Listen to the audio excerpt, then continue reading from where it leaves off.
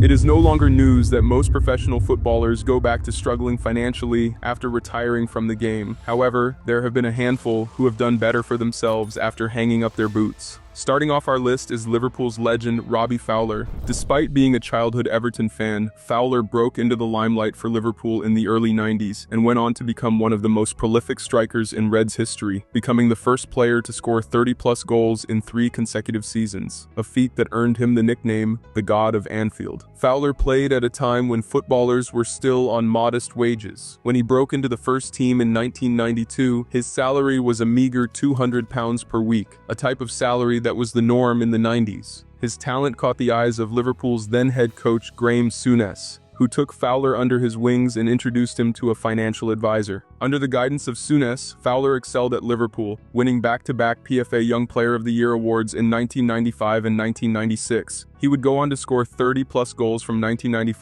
to 1997. However, in the 1998 season, Fowler suffered an anterior cruciate ligament injury that would keep him out for most of the season. In his absence, a 17-year-old Michael Owen burst onto the scene and became Liverpool's first-choice striker. In 1999, Fowler made the headlines for using the white lines of the penalty area to simulate cocaine use after scoring a penalty against Everton. Robbie Fowler has the chance to restore parity for Liverpool, and it's very well taken.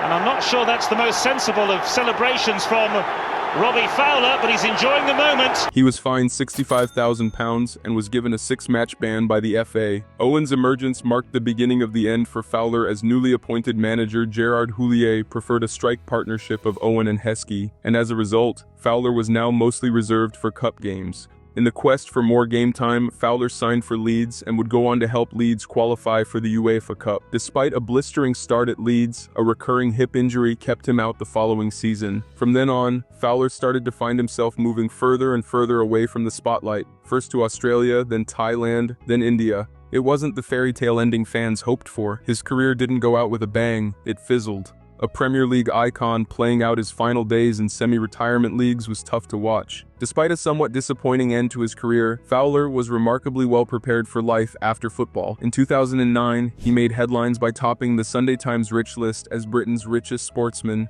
It turns out that at the height of his career, Fowler invested heavily in property, amassing a portfolio of over 100 houses across northwest England, with some purchases dating back as early as 1998. Fowler also ventured into horse racing with his former Liverpool strike partner Steve McManaman, co-founding the Macca and Growler partnership. In addition to his interest in horse racing, Fowler established Fowler Sports Promotion, a sports promotion company reportedly valued at £158 million. As of today, Fowler has an estimated net worth of £38 million.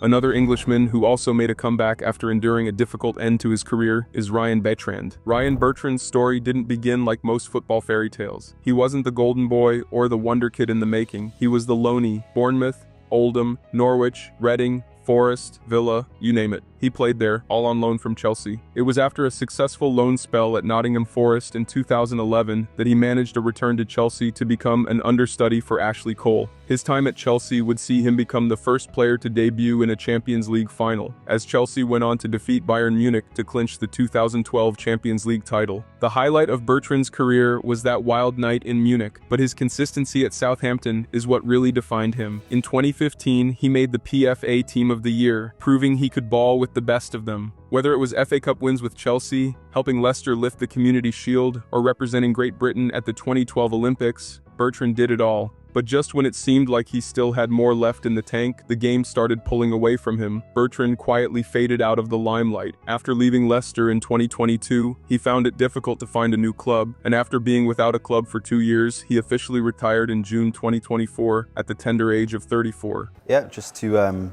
kind of clarify officially that I'll be retiring from football, and it's been a little while, but I get asked a lot of questions.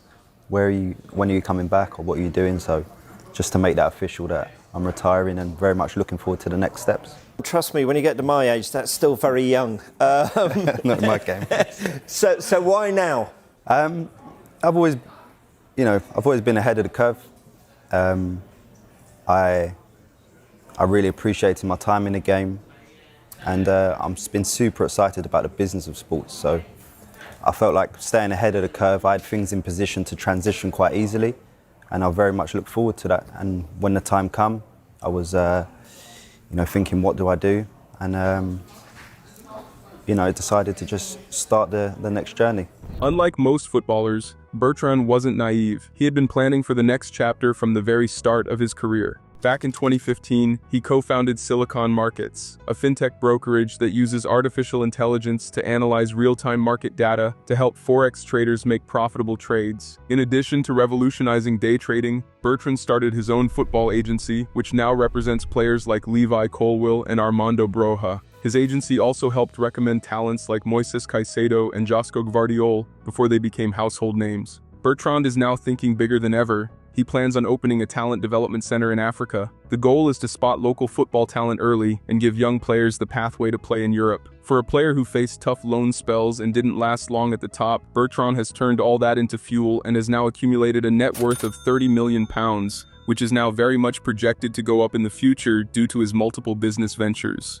Bertrand transitioned with poise from defending the left flank into helping young athletes chase their dreams, just like he once did. Another former Premier League player who also became tech-savvy after retirement is Jihai. Jihai wasn't just another player in the Premier League. He was a trailblazer. Back in the early 2000s, he made history by becoming the first East Asian player to score in the Premier League. He made over 100 appearances for Manchester City during a 6-year stint, but his influence stretched beyond his tackles and passes. He inspired a new generation of Asian footballers who saw themselves in him. Like the previous footballers on this list, a recurring injury meant he didn't last long at the top level and would play out his final years in the Chinese league. After hanging up his boots in 2016, Jihai co-founded HiQ Sports, a company designed to connect fans directly with athletes and make sports data more accessible. HiQ Sports is now a major player in the Chinese tech space. The company runs a variety of services, including a sports social media app called Miaohai, which connects celebrities with fans and now has over 400 million users, including the Chinese national team.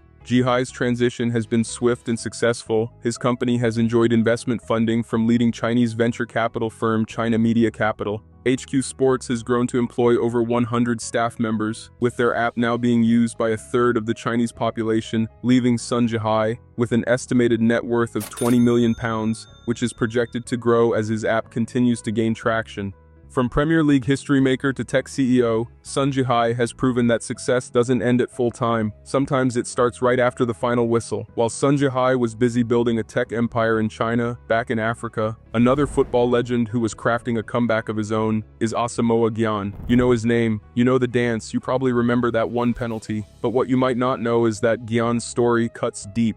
From earning just 100 Ghanaian cedis a month to having his own airline, he went from grass to grace and back again before launching one of the wildest business portfolios in sports history. After a loan to Modena and a stint at Rennes, Gyan exploded onto the global stage at the 2010 World Cup in South Africa, becoming a continental icon. 3 goals, 1 heartbreaking penalty miss. Ghana's historic quarter-final run etched his name in African football folklore. After an impressive World Cup campaign, Sunderland broke the bank to bring him to the Premier League. He delivered instantly, scoring 10 goals and helping the Black Cats finish 10th. Then came the real bag. UAE side Al Ain offered a contract he couldn't refuse, £125,000 a week. He would go on to impress in the Middle East, scoring an outstanding 128 goals. His impressive performance earned him another lucrative move to Chinese Super League side Shanghai SIPG, where he was offered £227,000 a week, a salary that ranked him amongst the highest paid footballers in the world. He went on to have stints in Turkey and India before coming back to Ghana to retire in 2023. Since retiring, Gyan has capitalized on the big paychecks he acquired during the course of his career to venture into multiple businesses. His business empire includes the Baby Jet Boxing promotion, which has promoted notable boxers like IBO lightweight champion Emmanuel Tago. He also has an impressive real estate portfolio, including houses, malls, nightclubs, and gas stations. He has a transport company with over 20 fleets of coastal buses across Ghana. Gyan also has a water and energy drink factory, and has now obtained a license from Ghana aviation authorities to start his own airline. Life after retirement wasn't without its own challenges. In 2023, Gyan got divorced, losing a chunk of his properties to his wife. which included his $4 million UK mansion. Despite the setback, Gyan managed to keep a major chunk of his wealth and as of today has an estimated net worth of $30 million.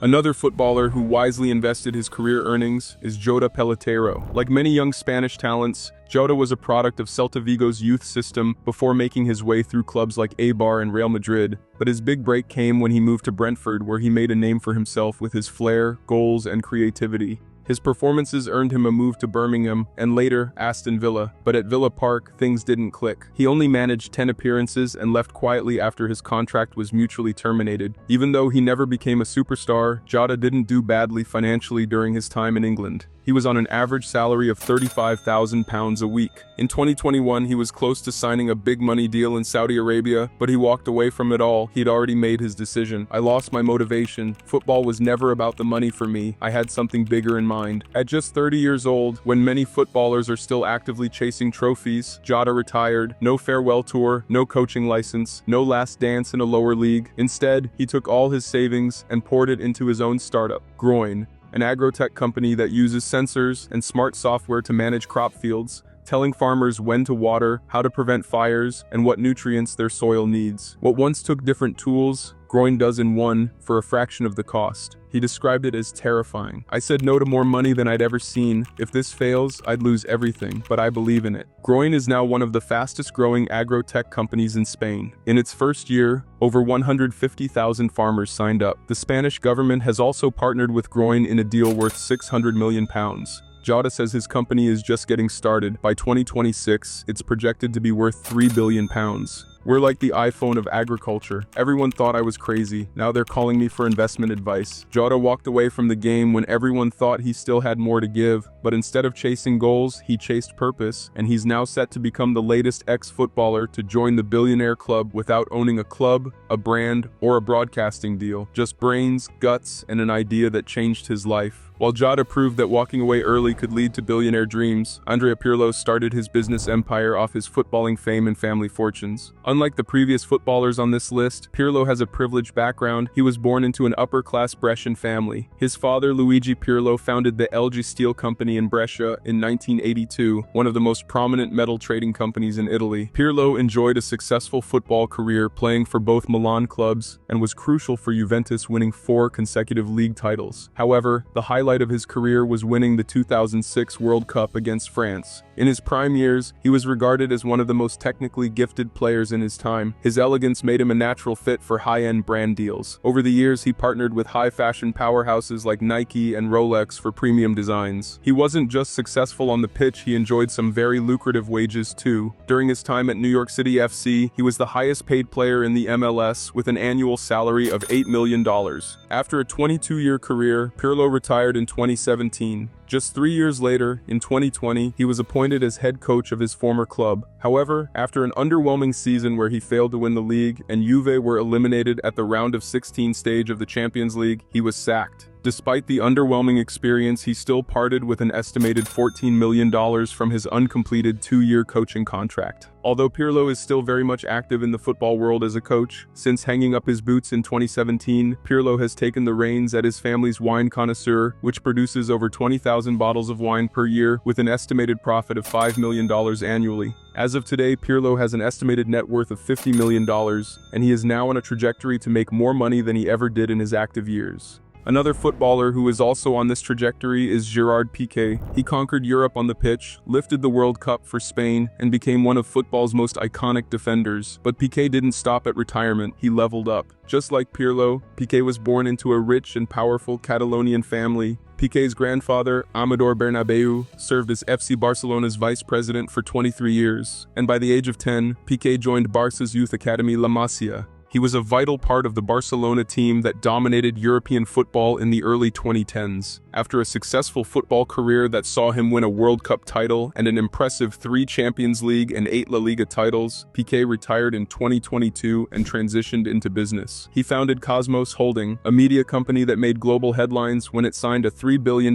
deal with the International Tennis Federation to televise the Davis Cup. Pique wasn't just investing, he was reshaping the game. In 2022, Pique launched a 5-a-side football league in Barcelona called the Kings League, which features club owners primarily composed of content creators and streamers. Pique is also the proud owner of the Spanish second division team FC Andorra and a majority shareholder in Spanish 5th division club Gimnastic Manresa. Since hanging up his boots in 2022, Pique has amassed a reported net worth of 350 million euros, with an estimated annual revenue of around 50 million euros, pulled in from a mix of his Cosmos projects and sponsorships, media rights and event production, the Kings League, real estate, and tech investments. From lifting Champions League trophies with Messi to building a 350 million euro empire, Pique has redefined what it means to be a footballer after the final whistle. If he keeps this momentum, he is projected to join the sports billionaires club in a couple of years.